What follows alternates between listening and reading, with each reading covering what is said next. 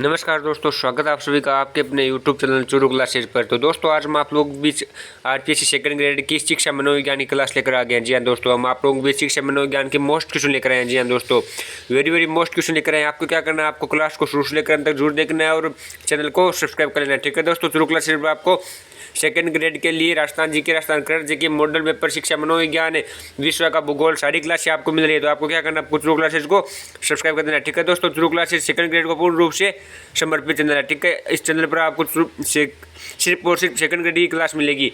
अब आपके पास अंतिम में एक दिन है, एक दिन में आपको रिवीजन करना है। तो हम आप लोगों के बीच शिक्षा मनोविज्ञान की मोस्ट क्वेश्चन लेकर आए हैं, जिसमें से क्वेश्चन आएंगे। ठीक है, 100% श्योर के साथ कह रहा हूँ कि क्वेश्चन आएंगे। तो आपको क्या करना है, आपको क्लास को शुरू से लेकर अंत तक जरूर देखना है और अंत में हमें कमेंट करके बताना, ईमानदारी से बताना कि आपके कितने क्वेश्चन सही हुए और ये भी बताना कि आपको क्लास कैसी लगी। चलिए दोस्तों स्टार्ट करते हैं। पहला क्वेश्चन आ रहा है कि मानव विकास किन दोनों के योगदान का परिणाम है।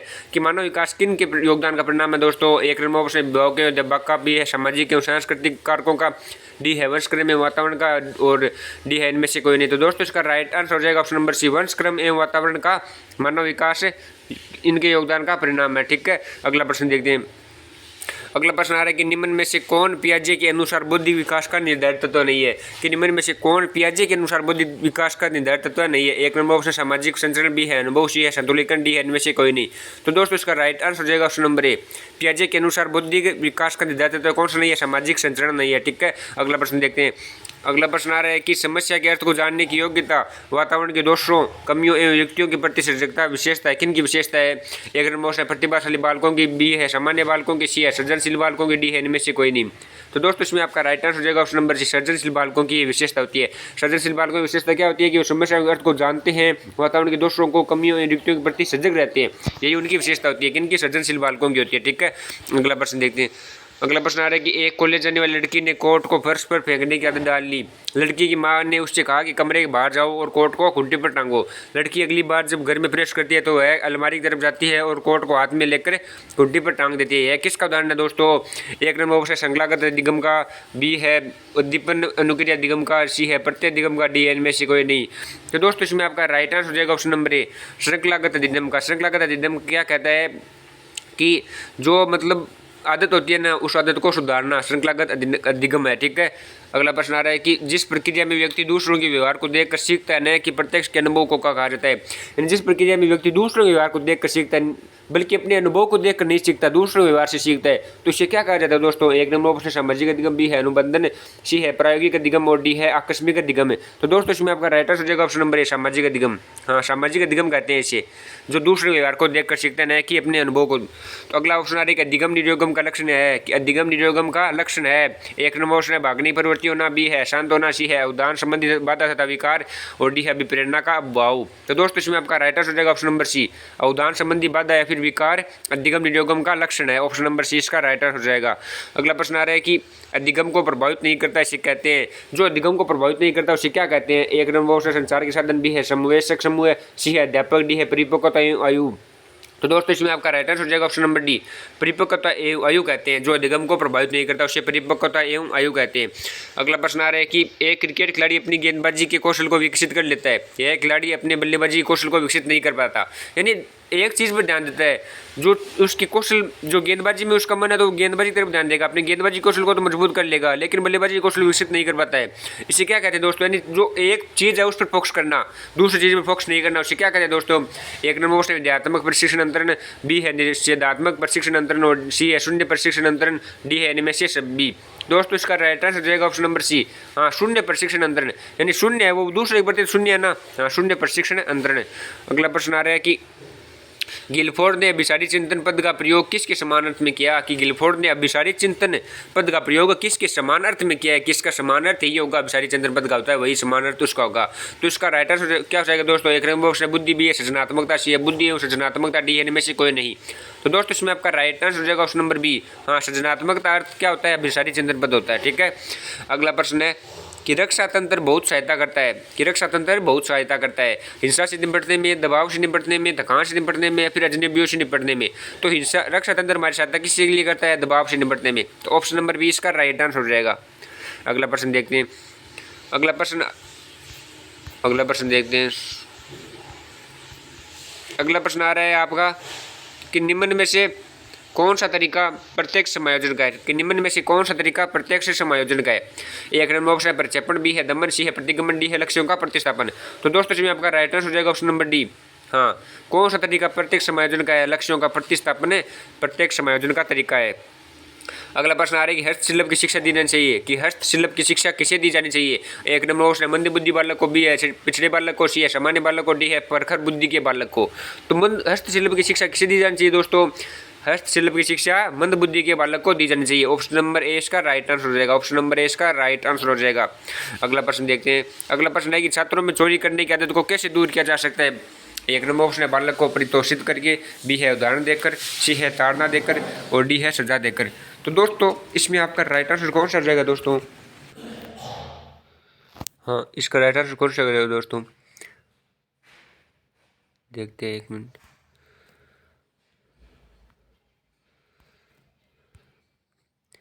तो छात्र को चोरी करने की आदत को कैसे दूर किया जा सकता है दोस्तों? एक नंबर ऑप्शन है बालक को परितोषित करके, बी है ताड़ना देकर, सी है सजा देकर। तो दोस्तों इसका राइट आंसर हो जाएगा ऑप्शन नंबर बी, उदाहरण देकर।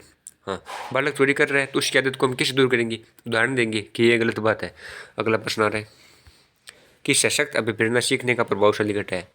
कि सशक्त अभिप्रेरणा सीखने का प्रभावशाली घटक कौन सा है दोस्तों? एक नंबर ऑप्शन से बालक स्वस्थ रहता है, बी ध्यान करता है, सी शीघ्र सीखता है, डी है प्रसन्न रहता है। तो दोस्तों इसका राइट आंसर कौन सा हो जाएगा? ऑप्शन नंबर सी, शीघ्र सीखता है बालक। सशक्त अभिप्रेरणा का अर्थ क्या है? बालक शीघ्र सीखता है। अगला प्रश्न आ रहा है। अगला प्रश्न है कि व्यवहारिक बुद्धि को कहा जाता है, कि व्यवहारिक बुद्धि को क्या कहते हैं? मोस्ट क्वेश्चन है दोस्तों, ये स्टार लगाने वाला क्वेश्चन है कि व्यवहारिक बुद्धि को क्या कहते हैं। एक नंबर ऑप्शन मूर्त बुद्धि, भी है अमूर्त बुद्धि, सी है संज्ञात्मक बुद्धि, डी है सामाजिक बुद्धि। तो व्यवहारिक बुद्धि को मूर्त बुद्धि कहते हैं। ऑप्शन नंबर ए इसका राइट आंसर हो जाएगा। व्यवहारिक बुद्धि को मूर्त बुद्धि कहते हैं। अगला प्रश्न देखते हैं। अगला प्रश्न आपका आ रहा है कि परिवेश की वस्तु जिससे प्राणी प्राप्त करने का प्रयास करता है उसे कहा जाता है। परिवेश की वस्तु जिसे प्राणी प्राप्त करने का प्रयास करता है उसे क्या कहते हैं दोस्तों? एक नंबर ऑप्शन प्रबंधन, बी है प्रेरक, सी है उद्दीपक, डी है प्रलोभन। तो दोस्तों इसका राइट आंसर हो जाएगा ऑप्शन नंबर बी, प्रेरक। परिवेश की वस्तु जिसे प्राणी प्राप्त करने का प्रयास करता है प्रेरक कहते हैं। अगला क्वेश्चन आ रहा है कि संवेदना ज्ञान की पहली सीढ़ी है, यह कथन है कि संवेदना ज्ञान की पहली सीढ़ी है, यह कथन किन का है? तो एक नंबर ऑप्शन मानसिक विकास, बी है शारीरिक विकास, सी है ध्यान विकास और डी है भाषा का विकास। तो दोस्तों इसका राइट आंसर हो जाएगा ऑप्शन नंबर, हाँ ये इसका राइट आंसर हो जाएगा। किसका है? मानसिक विकास है। संवेदना ज्ञान की पहली पीढ़ी है, ये क्या है? मानसिक विकास है। अगला प्रश्न आ रहा है आपका कि अप्रत्यक्ष पथ समस्याओं का उपयोग किस प्रयोजों के लिए किया जाता है? कि अप्रत्यक्ष पथ समस्याओं का उपयोग किस प्रयोजों के लिए किया जाता है? एक नंबर ऑप्शन है बच्चे, भी है प्रौढ़, सी एच डी है पशु। तो दोस्तों इसका राइट आंसर हो जाएगा ऑप्शन नंबर बी, प्रौढ़ के लिए। हाँ, ऑप्शन नंबर बी इसका राइट आंसर हो जाएगा। अगला प्रश्न आ रहा है कि समस्या की अचानक समाधान की वकालत करने वाले सिद्धांत का नाम है। समस्या की अचानक समाधान की वकालत करने वाले सिद्धांत का नाम क्या है? एक नंबर ऑप्शन सक्रियात्मक अधिगम, बी है सूझ का सिद्धांत, सी है प्रत्यक्ष एवं भूल का सिद्धांत और डी है अनुबंधन। तो दोस्तों इसका राइट आंसर कौन सा जाएगा दोस्तों? हाँ, आपको मालूम होना चाहिए। इसका राइट आंसर जाएगा ऑप्शन नंबर बी, सूझ का सिद्धांत। समस्या की अचानक समाधान की वकालत करने वाला कौन सा है? सूझ का सिद्धांत है। ठीक है, अगला प्रश्न देखते हैं। अगला प्रश्न आ रहा है कि निम्न में से कमजोर संवेदनशीलता के लक्षण है, कि निम्न में से कमजोर संवेदनशीलता के लक्षण कौन कौन से हैं? एक नंबर से कमजोर सामाजिक व्यवहार, हाँ दोस्तों राइट आंसर हो जाएगा, ये भी होता है। रूढ़िबद्ध व्यवहार, ये भी होता है। कमजोर संप्रेषण, ये भी होता है। तो दोस्तों इसका राइट आंसर हो जाएगा ऑप्शन नंबर डी, यानी सभी है, उपयुक्त सभी है। तो ऑप्शन नंबर डी इसका राइट आंसर हो जाएगा। अगला प्रश्न देखते हैं। अगला प्रश्न आ रहा है कि एक अध्यापक ने TAT परीक्षण किया ताकि उनमें निम्न की पहचान की जा सके। एक अध्यापक ने विद्यार्थियों का TAT परीक्षण किया, किन की पहचान की जा सके? एक नंबर उपलब्धि की, भी है अभिज्ञता की, सी है व्यक्तित्व की और डी है अभिवर्ती की। तो दोस्तों इसका राइट आंसर हो जाएगा ऑप्शन नंबर सी, हाँ व्यक्तित्व की पहचान की जा सके उनमें। अगला प्रश्न देखते हैं। अगला प्रश्न आ रहा है कि वे परिवर्तन जिनके होने की एक निश्चित दिशा हो, जिनका इनके पूर्ववर्ती कारकों से निश्चित संबंध हो, क्या कहते हैं? वे परिवर्तन जिनके होने की एक निश्चित दिशा हो और जो पूर्ववर्ती कारक है उनसे निश्चित संबंध हो, वे क्या कहलाते हैं? एक नंबर वृद्धि, बी है विकास, सी है परिपक्वता, डी है अनुकूलन। तो दोस्तों इसका राइट आंसर हो जाएगा ऑप्शन नंबर बी, विकास। हाँ, विकास कहलाते हैं वो। अगला प्रश्न आ रहा है कि विकास में सम्मिलित है, कि विकास में सम्मिलित क्या है? एक नंबर ऑप्शन अधिक प्रगति, भी है अधिक प्रकटीकरण, सी है अधिक परिपक्वता, डी है उपयुक्त सभी। तो दोस्तों इसमें आपका राइट आंसर हो जाएगा ऑप्शन नंबर डी, उपयुक्त सभी। विकास में अधिक प्रगति भी सम्मिलित होती है, अधिक प्रकटीकरण भी सम्मिलित होता है, अधिक परिपक्वता भी सम्मिलित होती है। तो इसके लिए आपका राइट आंसर हो जाएगा ऑप्शन नंबर डी। ठीक है, अगला प्रश्न देखते हैं। अगला प्रश्न आ रहा है कि खिलौने का युग कहा जाता है, कि खिलौने का युग किसे कहते हैं? एक नंबर ऑप्शन पूर्व बाल्यावस्था, बी है उत्तर बाल्यावस्था, सी है शेषावस्था, डी है निमेष बी। तो दोस्तों खिलौने का वस्तु किसे कहते हैं? खिलौने का आयु कहते हैं पूर्व बाल्यावस्था को। ठीक है, खिलौने का आयु किसे कहा जाता है? पूर्व बाल्यावस्था को। अगला प्रश्न आ रहा है कि 6 से 10 वर्ष की अवस्था में बालक रुचि लेना प्रारंभ करता है कि 6 से 10 वर्ष की अवस्था में बालक किस चीज़ में रुचि लेना प्रारंभ करता है। एक नंबर ऑप्शन धर्म में, बी है मानव शरीर में, सी है विद्यालय में, डी है यौन संबंधों में। तो दोस्तों इसका राइट आंसर हो जाएगा ऑप्शन नंबर सी। हाँ, 6 से 10 वर्ष की आयु तक का बालक विद्यालय में रुचि लेना प्रारंभ करता है। अगला प्रश्न आ रहा है कि शारीरिक विकास का क्षेत्र है कि शारीरिक विकास का क्षेत्र कौन सा है। एक नंबर ऑप्शन स्नायुमंडल, बी है मांसपेशियों की वृद्धि, सी है एंडोक्राइन ग्लैंड और डी है उपरोक्त सभी। तो दोस्तों इसका राइट आंसर हो जाएगा उपरोक्त सभी। शारीरिक विकास के क्षेत्र में स्नायुमंडल भी शामिल होता है, मांसपेशियों की वृद्धि भी शामिल होती है, एंडोक्राइन ग्लैंड भी शामिल होता है, इसलिए उपरोक्त सभी इसका राइट आंसर हो जाएगा। अगला प्रश्न आ रहा है कि अंग्रेजी के शब्द एंडोलसेंस मूलतः किस भाषा के शब्द से प्राप्त है कि अंग्रेजी के शब्द एंडोलसेंस मूलतः किस भाषा के शब्द से प्राप्त है। दोस्तों एक नंबर ऑप्शन लैटिन, बी है जर्मन, सी है फ्रेंच, डी इनमें से सभी। तो दोस्तों इसका राइट आंसर क्या हो जाएगा। दोस्तों इसका राइट आंसर हो जाएगा लैटिन। अंग्रेजी के शब्द एंडोलसेंस मूलतः लैटिन भाषा के शब्द से प्राप्त है, तो ऑप्शन नंबर ए इसका राइट आंसर हो जाएगा। अगला प्रश्न आ रहा है कि एक बालक में आसक्ति के विकास के लिए सबसे महत्वपूर्ण समय होता है कि एक बालक में आसक्ति के विकास के लिए सबसे महत्वपूर्ण समय होता है 1 वर्ष, 6 माह, 2 वर्ष या फिर 15 माह। तो दोस्तों इसका राइट आंसर हो जाएगा 1 वर्ष। एक बालक में आसक्ति के विकास के लिए 1 वर्ष महत्वपूर्ण होता है। अगला प्रश्न आ रहा है कि व्यक्ति का निकटतम परिवेश में रहता है वह कहलाता है कि व्यक्ति का निकटतम परिवेश में रहता है वह कहलाता है लघुमंडल, मध्य मंडल या फिर भामंडल या फिर वर्तमंडल। तो दोस्तों इसका राइट आंसर हो जाएगा लघुमंडल। लघुमंडल इसका राइट आंसर हो जाएगा। आज का अंतिम प्रश्न आ रहा है कि आनुवंशिकता की इकाई है कि आनुवंशिकता की इकाई क्या है। एक नंबर ऑप्शन है क्रोमोसोम, बी है निवेचित अंडा, सी है जीन, डी है युग्मज। तो दोस्तों मोस्ट क्वेश्चन है इसका राइट आंसर हो जाएगा ऑप्शन नंबर सी, जीन।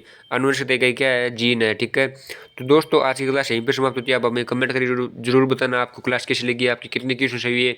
और चुरू क्लासेज को सब्सक्राइब जरूर कर लेना। हाँ, चुरू क्लासेज को सब्सक्राइब कर दीजिए और नोटिफिकेशन बेल को ऑन कर दीजिए। चुरू क्लासेज पर आपको 8वीं से सेकंड ग्रेड की हर एक क्लास मिल जाएगी और मॉडल पेपर भी मिल रहे हैं, 2 मॉडल पेपर आपको और मिल जाएंगे। तो आपको क्या करना है, आपको चुरू क्लासेज को सब्सक्राइब कर लेना है। ठीक है दोस्तों, तो चुरू क्लासेज के साथ बने रहिए। धन्यवाद दोस्तों, बने रहिए चुरू क्लासेज के साथ। Like share and subscribe Churu classes. धन्यवाद।